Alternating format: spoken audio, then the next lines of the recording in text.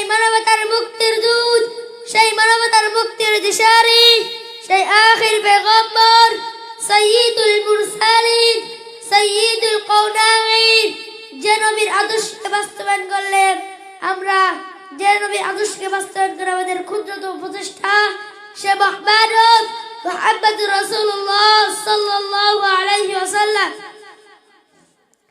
আমরা সকলে সংক্ষিপ্ত দুরূদ পাঠ করি। আল্লাহুম্মা সাল্লি আলাইহি, আল্লাহুম্মা বারিক আলাইহি। আমি আপনাদের সামনে আত্মশুদ্ধি দিয়ে কুরআন এবং সহিহ হাদিসের আলোকে তত্ত্ববোধ আলোচনা করার চেষ্টা করব ইনশাআল্লাহ। ওয়া তাওফীকি ইল্লা বিল্লাহ। মহান রব্বুল আলামিন সূরাতুল আল ইমরানের 102 নম্বর আয়াতে বলেন, ইয়া আইয়ুহাল্লাযীনা আমানুত্তাকুল্লাহ হাক্কা তুকাতিহি ওয়া লা তামুতুন্না ইল্লা ওয়া আনতুম মুসলিমুন। হে মুমিনগণ, তোমরা যথাযথভাবে আল্লাহ সুবহানাহু ওয়া তাআলার তাকওয়া অবলম্বন করো এবং তোমরা পরিপূর্ণ আত্মসমর্পণকারী না হয়ে মৃত্যু অবস্থা করো না। সম্মানিত উপস্থিতি, নিশ্চয় মহান আল্লাহ আমাদেরকে সম্মান দিয়েছেন। তিনি আমাদেরকে সুন্দরতম আকৃতির গঠন সৃষ্টি করেছেন। মানুষ হল সৃষ্টিজীবীর মাঝে দৈনিক কাঠামোর দিক থেকে সর্বোত্তম আকৃতি ও চেহারার দিক থেকে অনিত্য সুন্দর।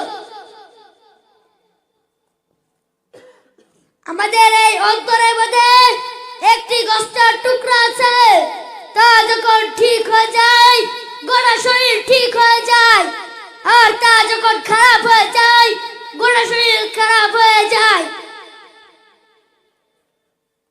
কেননা কাফেরদের অন্তর হলো অসুস্থ।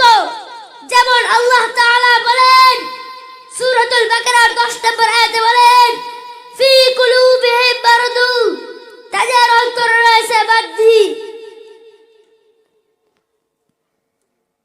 দেখুন সম্মানিত উপস্থিতি, অন্তর হলো সমস্ত অঙ্গল বঙ্গলের বাচ্চা, আর সমস্ত অঙ্গল বঙ্গল হলো তার শূন্য।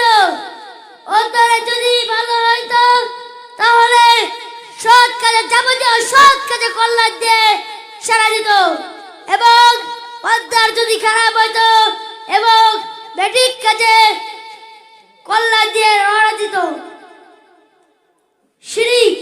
শিরিক এমন একটা জিনিস যা আল্লাহ সুবহানাহু ওয়া তাআলার সাথে অন্য কাউকে শরীক করা। সম্মানিত উপস্থিতি, যে শিরিক করে তাকে মুশরিক বলা হয়।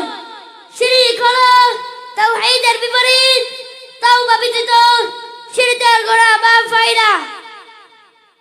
যেমন আল্লাহ তাআলা কুরআনের মধ্যে বলেন, ইন্নাহু মান ইউশরিক বিল্লাহি ফাকাদ হারামাল্লাহু আলাইহিল জান্নাহ ওয়া মাওয়াহুন নার। নিশ্চয় বস্তুত যে ব্যক্তি মহান রব্বুল আলামিনের সাথে শিরক করে, নিশ্চয় মহান রব্বুল আলামিন তার উপরে জান্নাতকে হারাম ঘোষণা করেন, তার ঠিকানা হলো জাহান্নাম।